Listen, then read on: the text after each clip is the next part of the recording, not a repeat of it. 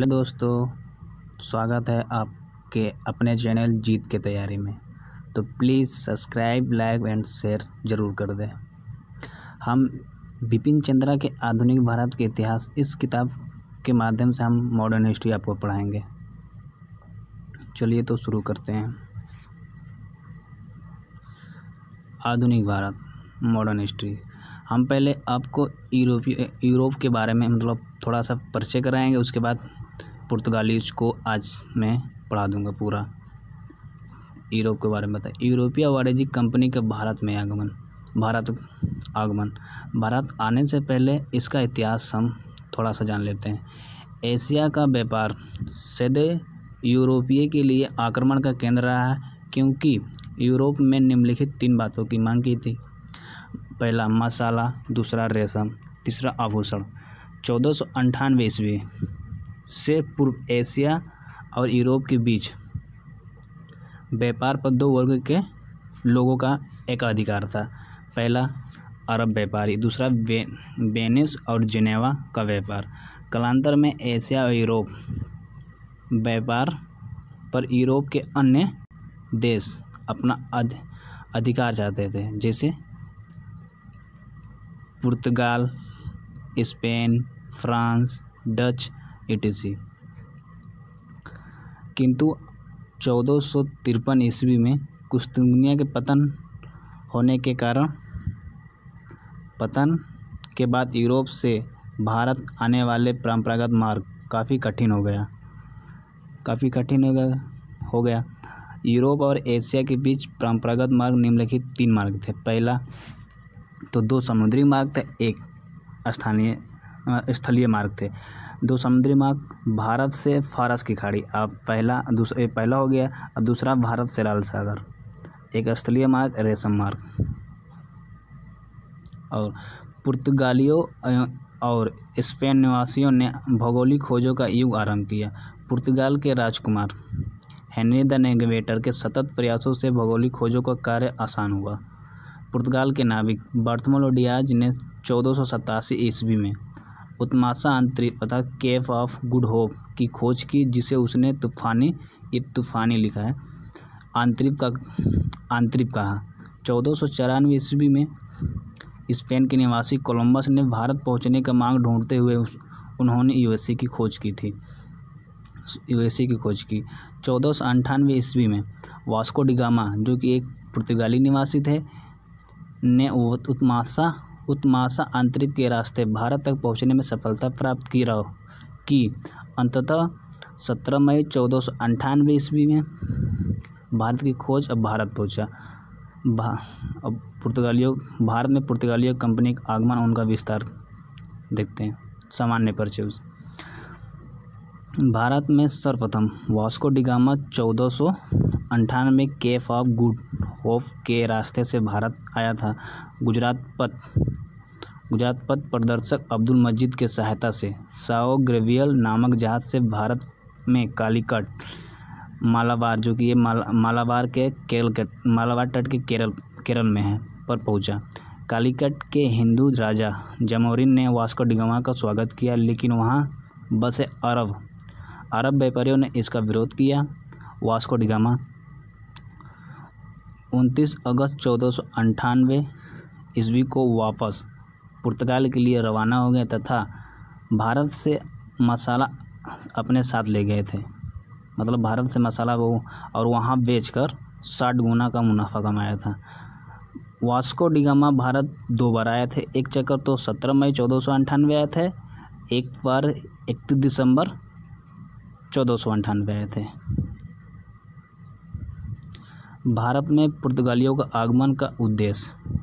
भारत में पुर्तगालियों का दोहरा उद्देश्य था। पहला आर्थिक उद्देश्य, दूसरा धार्मिक उद्देश्य।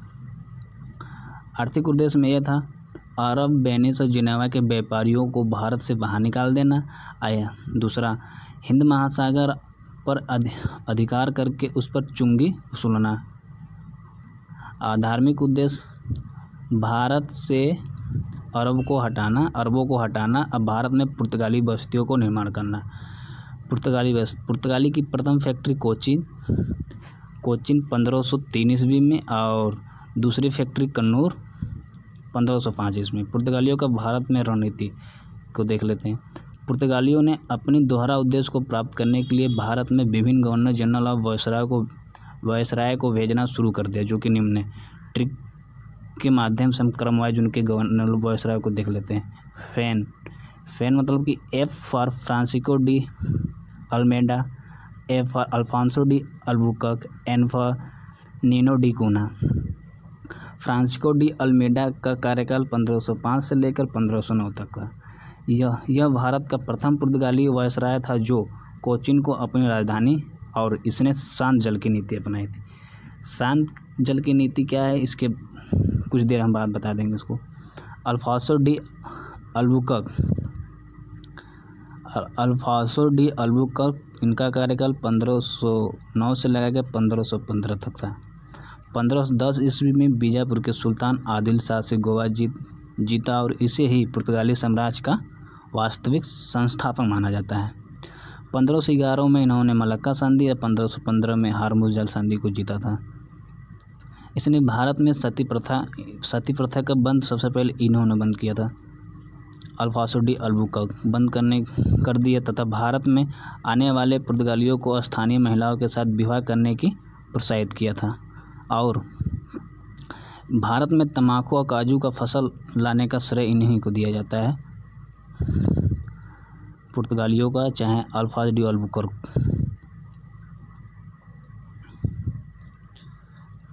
नीनो डी कूना, अब इनका शासनकाल 1529 से लेकर 38 तक था।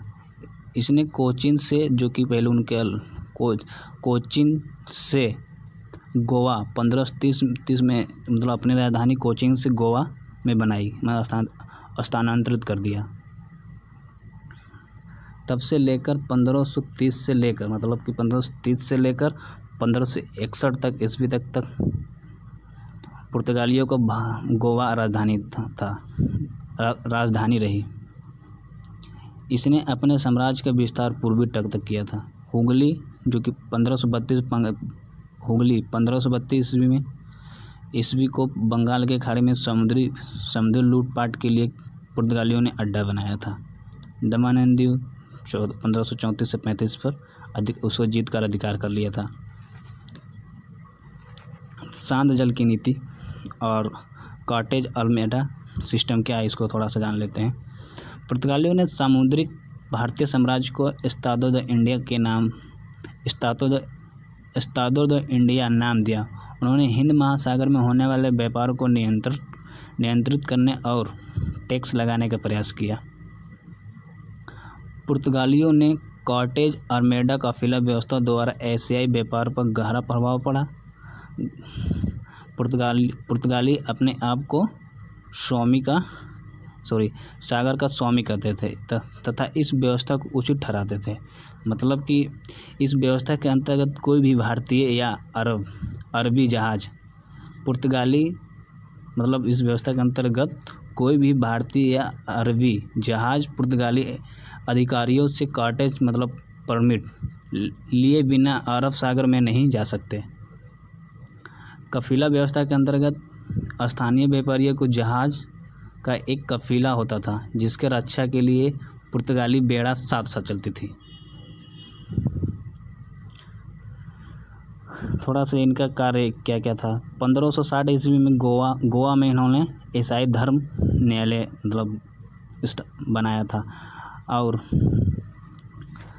1542 ईस्वी में मार्टिन डिसूजा 1542 ईस्वी में मार्टिन डिसूजा के साथ प्रसिद्ध ईसाई संत जेवियर भारत आया था। इनका कैसे पतन उनका हो गया, इनके बारे में कुछ जान लेते हैं। पुर्तगालियों का पतन, उनके व्यापार में राजा के धन लायक मतलब राजा जो कफीला तो राजा था, उनके धन उनके व्यापार में लगाया जाता था, क्योंकि उनका वहाँ सब लूटपाट मची रहती थी। और राजा इस धन का प्रयोग अपनी विलासिता में खर्च करता था, इसका भी एक कारण था। इसी समय डचों और अंग्रेज़ों का आगमन भी हो गया था, ये भी एक कारण था। धार्मिक कारण भी था। भारत में धार्मिक नीति मतलब उनके पतन का प्रमुख कारण था, क्योंकि उन्होंने क्या बोलता है धर्म परिवर्तन, लूट और शादी विवाह के साथ उन करना नीति अपना ली थी महिलाओं के साथ। भारत में पुर्तगालियों के दिन देख लेते हैं। प्रिंटिंग प्रेस, छपाई, मक्का, आलू, तंबाकू और काजू आदि। पुर्तगालियों को भारत एवं जापान के बीच व्यापार प्रारंभ करने का श्रेय दिया जाता है।